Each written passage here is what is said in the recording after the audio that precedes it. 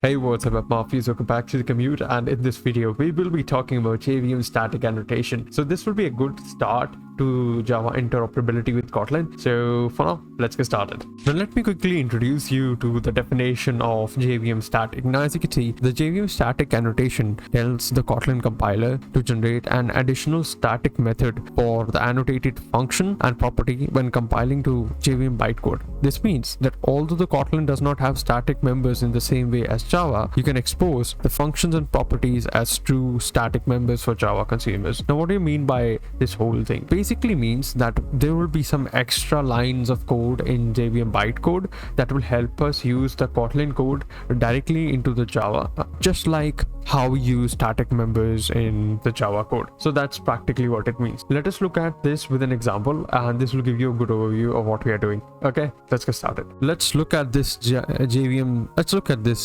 static annotation. Okay, what is happening right here is what JVM static annotation does is basically exposes, let's say if we were to directly call a function without actually initializing any class, how would we do it in Kotlin? Let's try to do that here, and then I'll explain you how JVM static actually helps. Okay, let's look at this. Now let's try to make a class here in Kotlin. Let's just say this would be an animal. Okay, this is an animal class, and there's a companion object right here, and this will be a simple companion object. Now what we are trying to do is say like on speak, and this will just return println animal language, something like that, animal lang. Now let's try to actually access the speak function without actually initializing the animal class. Okay, how can we do that? Animal dot speak. As you can see, we can directly access it, and if we try to actually run it, as you can see, it gets printed out right here as animal lang right here. So it means that it works, right? So this is the Kotlin way to do it. But if we try to access the similar thing in a Java file, this won't actually work. So let's try to look at that. Now as you can see, what I've actually done is actually made a simple scratch Java file right here. As you can see, this is Java code, and this is the animal.kt code. So I just copied all of the scratch code that was written right here into an animal.kt file. So it is a simple kt file, Kotlin file inside of a project. Pretty simple. We have an animal class with a companion object with a function called speak, and that prints the animal lang. That's all it does. Okay, let's look at the Java code right here. What is happening right now is that we have a public static void main. Okay, let's try to actually access animal class right here. Can we do that? We got the animal class. Now let's try to access speak here. There is no speak here. Why is that? We cannot directly access it.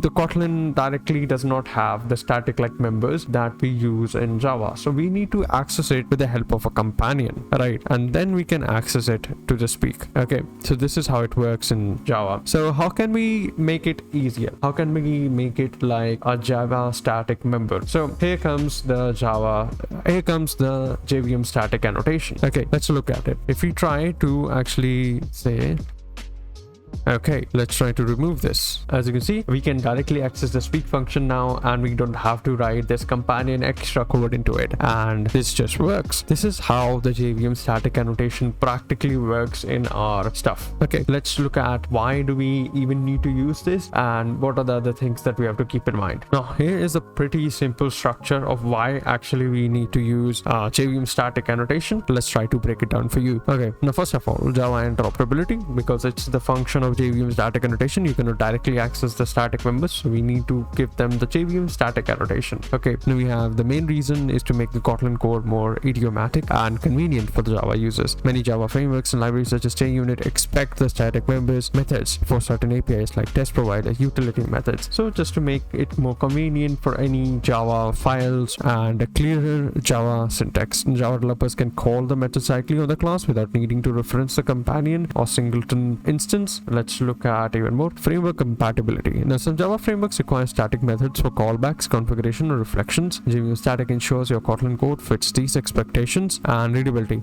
It makes the Java side usage. It makes the Java side usage of your Kotlin utilities more readable and familiar to Java developers. So these were the main reasons of why we use JVM static annotation. And let's look at the real world use case of where we are actually using something like this. Okay, now this is actually a utils module in a production level app. This is what I'm trying to release, and hopefully get videos around this soon enough. But this is production level stuff that we are trying to do right here. Now this is a utils object module. Now what we are trying to do is trying to mention this logit everywhere, because logging is written inside of this particular function. We change this particular logging, we can change it to anything, maybe add timber to it, maybe add different things to it, and it changes it everywhere. We don't have to rewrite the logging functionality each and every time, so that makes it much more worthwhile. And as you can see, if you were to make this if you were to use this in some kind of Java file, we would actually annotate it with JVM static annotation, and this will give it a functionality to be annotated. This will give it a functionality to be interoperable with any kind of Java files. So that's the use case of JVM static annotation. Hopefully this makes